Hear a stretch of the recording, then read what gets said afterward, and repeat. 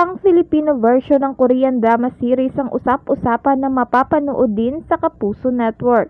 Ang nasabing adaptation na orihinal na ginawa ng ABS-CBN ay nagdulot ng pagkakaroon ng interview sa isang dayuhang aktor na bahagi rin ng proyektong ito sa new cast ng GMA. Kahit hindi pa opisyal na kinumpirma, may mga usap-usapan na bunga ito ng pag-uusap sa pagitan ng isang executive mula sa Kapuso Network at isang tanyag na producer mula sa Kapamilya Network bago ito sumakabilang buhay.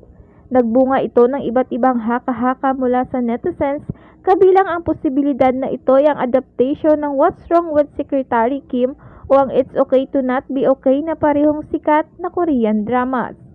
May mga espekulasyon na ang adaptation ng What's Wrong with Secretary Kim na pagbibidahan ni Kim Chiu at Paulo Avellino na ipapalabas sa Viu ay maaaring ipalabas din sa ABS-CBN at GMA Network pagkatapos ng original airing nito.